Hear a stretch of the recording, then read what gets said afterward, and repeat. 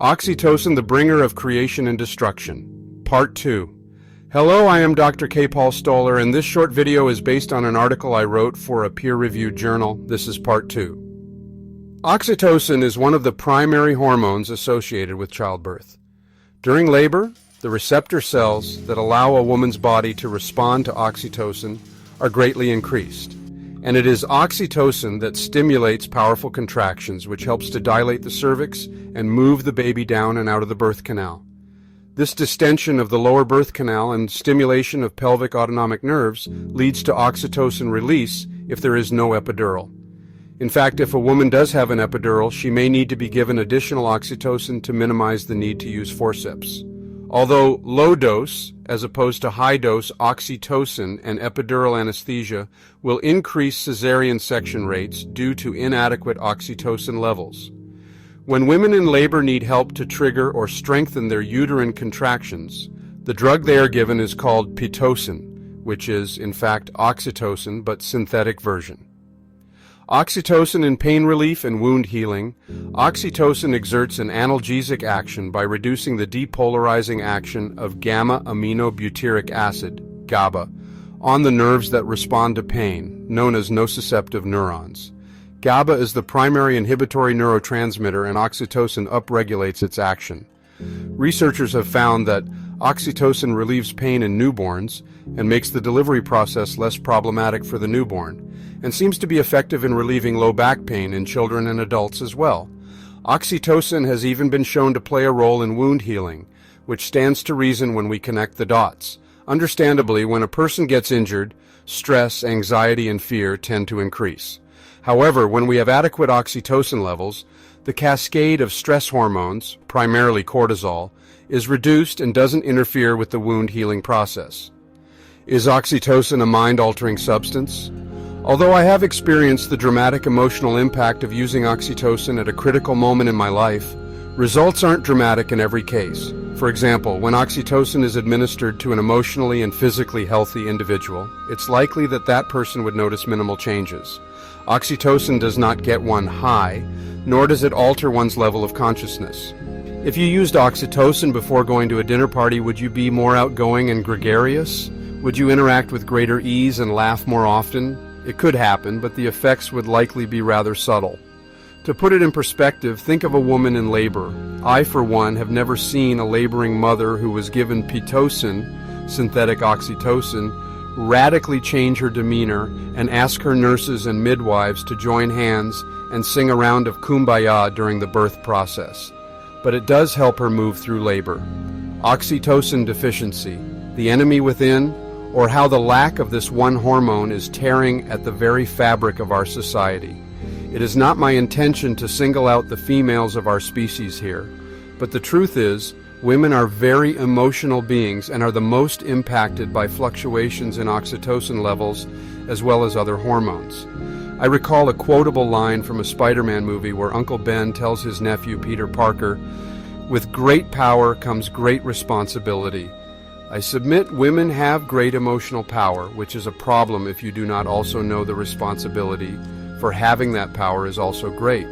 Again, I am not picking on women. I am only stating the truth as I understand it. Women have great emotional power, and men often put women on a pedestal in awe of their emotional power. But they are no more emotionally intelligent than men are, and that, I am afraid, is a really big problem. For starters, no one should be put on a pedestal for any reason.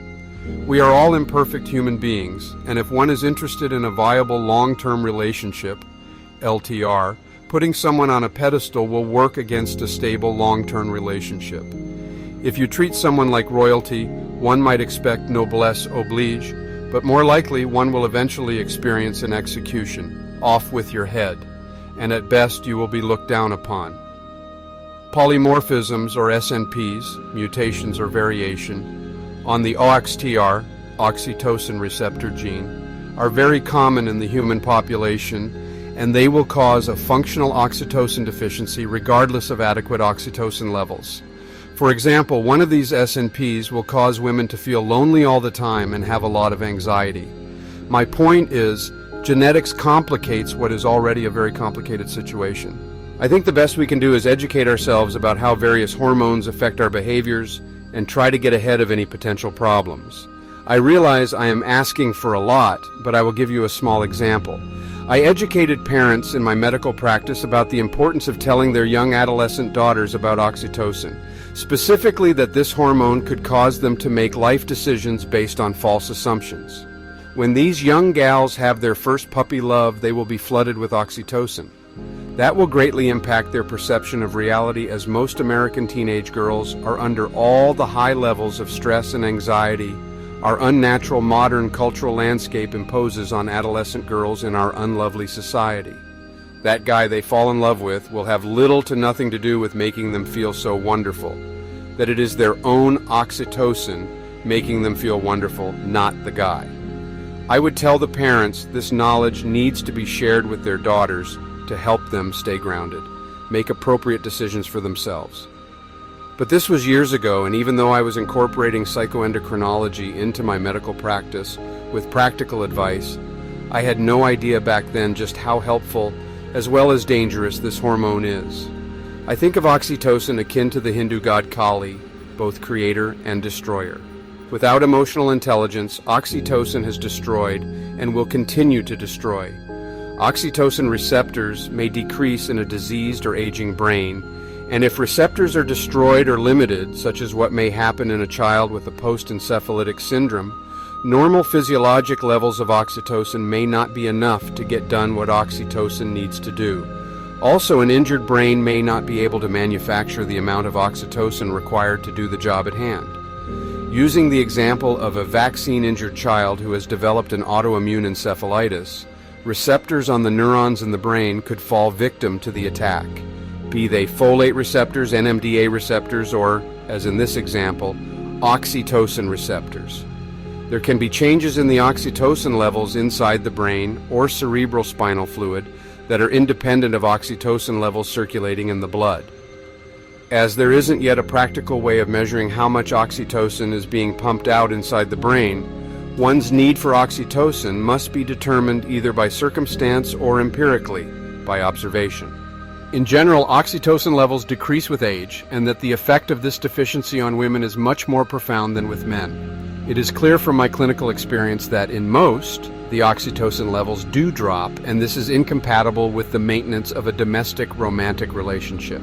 But even if the levels don't drop, if the receptors are destroyed or missing, it still causes the same problem.